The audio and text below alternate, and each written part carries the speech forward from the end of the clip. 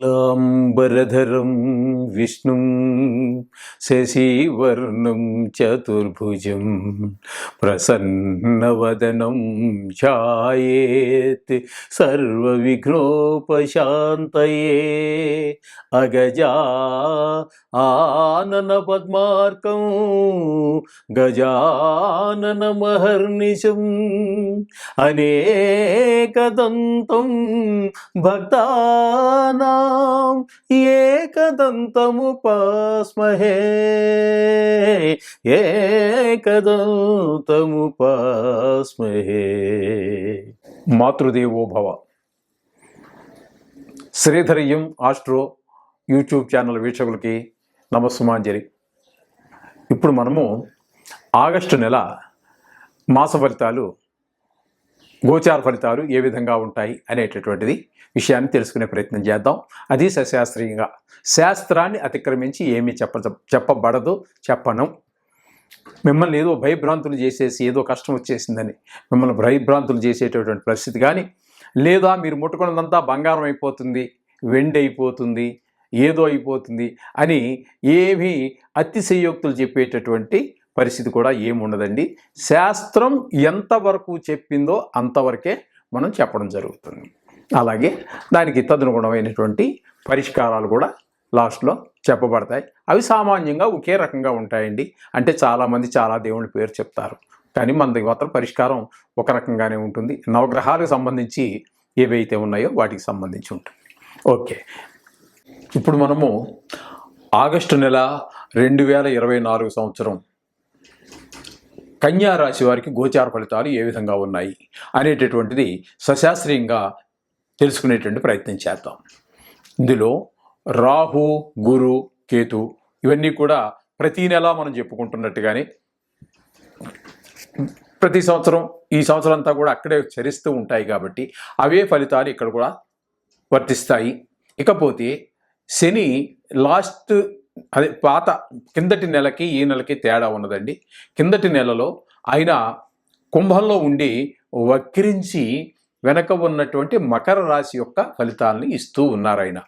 తద్వారా ఇక్కడ మనం వక్రించిన ఫలితాలను మనం చెప్పుకోవలసి ఉంటుంది.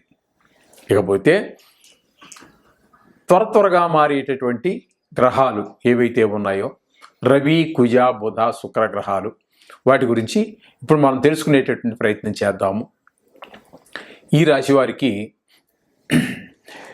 రవి కర్కాటకంలో ఒక 16 రోజులు, సింహంలో ఒక 16 రోజులు సంచారం చేయడం జరుగుతుంది. తద్వారా రవి ఈ కన్యా రాశి వారికి 11వ స్థానంలో సంచరించేటప్పుడు చాలా శుభఫలితాలు ఇస్తాడు. ఆయనకే కాదు, ఆయన కుటుంబంలో వారికే కాదు, అందరికీ ఆరోగ్యాన్ని, చక్కటి ఆరోగ్యాన్ని ప్రసాదిస్తారు. అలాగే ఉత్సాహంగా ఉంటుంది.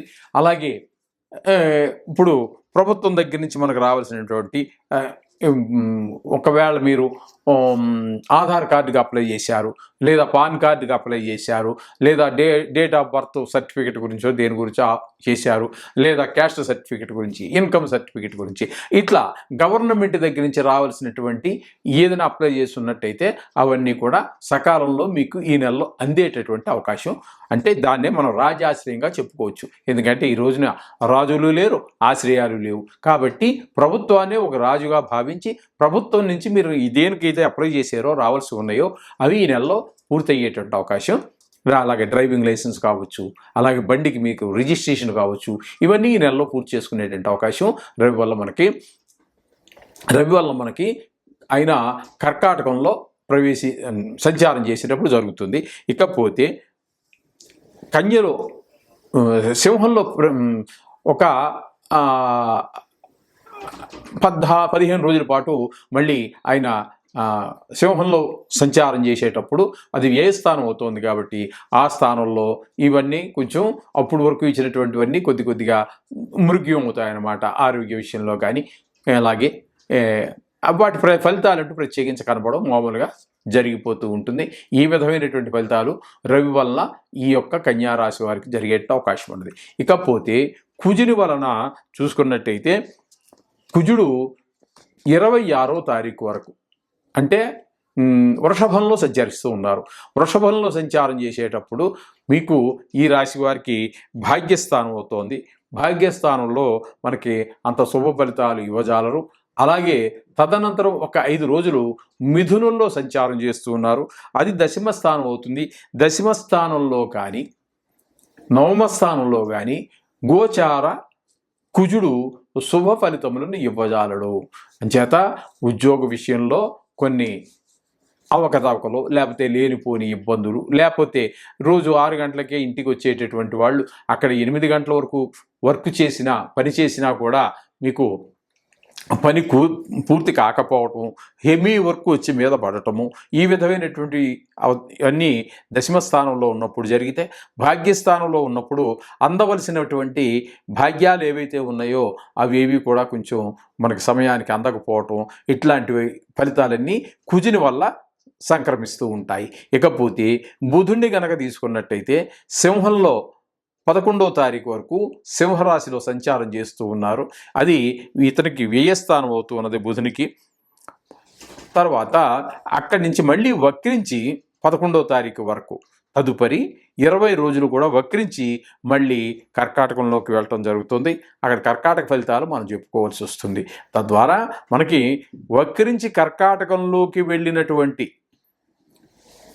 20 రోజులు కూడా మీకు శుభప్రదమైనటువంటి ఫలితాలు, లాభస్థానం కాబట్టి అక్కడ మీకు చక్కటి ఫలితాలన్నీ బుధుని వల్ల కలిగేటటువంటి అన్ని ప్రయోజనాలు వ్యాపార విషయంలో కానీ, శాస్త్ర పరిజ్ఞానంలో కానీ, విజ్ఞానంలో కానీ, అలాగే మాతామహులు అంటే అమ్మమ్మగారు, తాతగారు, తాతగారు వాళ్ళు ఆరోగ్యం బాగుండటం, ఇట్లాంటి విషయాలు కూడా, అలాగే ఇవన్నీ కూడా మీకు చక్కటి ఫలితాలన్నీ కూడా ఈ బుధుడి వల్ల వ్యాపారంలో లాభాలు మీరు ఊహించిన దానికంటే ఎక్కువ రావటము, ఇట్లాంటి వృత్తి ఏ వృత్తి అయినా కావచ్చు, వ్యాపారం కావచ్చు, గవర్నమెంట్ జాబే అనుకుందాం, అక్కడ కూడా మీకు అనుకూలమైన పరిస్థితులు అన్నీ ఏర్పడుతూ ఉంటాయి ఈ యొక్క బుధుని యొక్క సంచారం వల్ల 11లో ఉన్నప్పుడు. ఇకపోతే శుక్రుణ్ణి కనుక మనం తీసుకుంటే 24వ తారీఖు వరకు, అంటే ఆగస్టు 24 వరకు ఆయన సింహంలో సంచారం చేస్తూ ఉన్నారు. అంటే కన్యారాశికి 12వ స్థానం అవుతుంది, వ్యయస్థానం అవుతుంది. తదుపరి జన్మంలో సంచారం అంటే 24 వరకు పోతే ఇంకొక 7 రోజులు, ఎందుకంటే ఆగస్టు నెల 31 రోజులు కాబట్టి తదుపరి 7 రోజులు మీకు జన్మంలో సంచారం చేస్తూ ఉన్నారు. ఆ జన్మంలో సంచారం చేయటం వల్ల ఇక్కడ మీకు ఏంటంటే వ్యయంలో కానీ జన్మంలో కానీ 2 చోట్ల సంచారం అంటే పూర్తి నెలంతా కూడా మీకు చాలా చక్కటి ఫలితాలను ఈ శుక్రుడు అందిస్తూ ఉన్నాడు. మీ యొక్క కుటుంబంలో భార్యాభర్తల మధ్యన పిల్లల మధ్యన అనురాగము, ఆప్యాయతలు, ప్రేమ ఇత్యాదులన్నీ ఉంటాయి. అలాగే వాహన సౌఖ్యం ఉంటుంది. అలాగే భోగము, కీర్తి, సౌందర్యము, సంగీతము, ఇట్లాంటి గుణాలన్నీ కూడా ఇట్లాంటివన్నీ కూడా మనకి చాలా శుభప్రదమైనటువంటి ఫలితాలని శుక్రుడు అందజేస్తూ ఉంటాడు. ఎందుకంటే అనుకూలమైనటువంటి గోచారంలో ఉన్నారు కాబట్టి ఈ విధమైన ఫలితాలు మనకి కన్యారాశి వారికి ఈ నెలంతా సంక్రమిస్తూ ఉంటాయి. తద్వారా మనం చెప్పుకోవాల్సింది ఏంటంటే మామూలుగా చెప్పుకుంటున్నట్టుగానే కొన్ని గ్రహాల అనుకూలత ప్రతికూలతలు ఉంటాయి, సహజము. దేనికి మీరు భయపడక్కర్లేదండి. ఇది ప్రపంచం దగ్గర నుంచి జరుగుతూనే ఉన్నది. ఆఖరి ప్రతి మానవుడికి జరుగుతుంది. వాడికి వీడికి అనేటటువంటి భేదం లేదండి. అడుక్కునే వాడి దగ్గర నుంచి అంబానీ వరకు ఎవరు తీసుకున్నా కష్టాలు సుఖాలు ఉండనే ఉంటాయి. అదే మానవ జన్మ. లేవు అన్నీ మాకు అసలు కష్టాలు వద్దు, అన్ని సుఖాలే కావాలంటే అది అసాధ్యమైన పని. అది ఒక్క భగవంతుడిగా ఉంటే మాత్రమే అది సాధ్యము. ఆ భగవంతుడైనా సరే మానవుడిగా జన్మిస్తే మనం పడ్డ కష్టాలు మనకన్నా భయంకరమైన కష్టాలు కూడా పడవలసిందే. కొన్ని పురాణాలు చదివితే వారికంటే కూడా మన బతికే నయమనిపిస్తూ ఉంటుందండి ఆ రాముడు పడిన కష్టాలు. మరి ఇంకా ఏ పురాణంలో ఎవరిని తీసుకున్నా కూడా మనం వారందరికంటే కూడా చక్కటి మనమే సుఖాలు అనుభవించామనేటువంటి అభిప్రాయం ఖచ్చితంగా కలుగుతుంది. పురాణాలు చదవండి, వీలుంటే, అవకాశం ఉంటే. లేకపోతే మన గొప్ప వారందరూ ప్రవచనాలు చెబుతున్నారు, వినండి. అన్నీ చదవలేము, మన జీవితకాలం చాలదండి. మనకి హిందూ మతంలో, మనకి హైందవుల్లో ఉన్నటువంటి గొప్పతనం ఏంటంటే మనకి ఇచ్చినటువంటి ఒకప్పుడు 1000 సంవత్సరాలు బతికారు, ఆనాడు సాధ్యం. ఆ వేదాలు చదవటానికి కానీ, ఆ అష్టాదశ పురాణాలు చదవటానికి కానీ, ఆ ఆ, ఉపనిషత్తులు చదవడానికి కానీ ఎన్నో ఎన్నో ఎన్నో ఈ జీవిత కాలం చాలానని ఉన్నాయి. అందులో కొన్నైనా చదివి మనకి కొంత విజ్ఞానాన్ని మనం చదవక్కర్లేకుండా వారు చదివి మన టీవీల్లో ప్రవచనాల ద్వారా అందజేస్తున్నటువంటి మహానుభావులు కొంతమంది ఉన్నారు.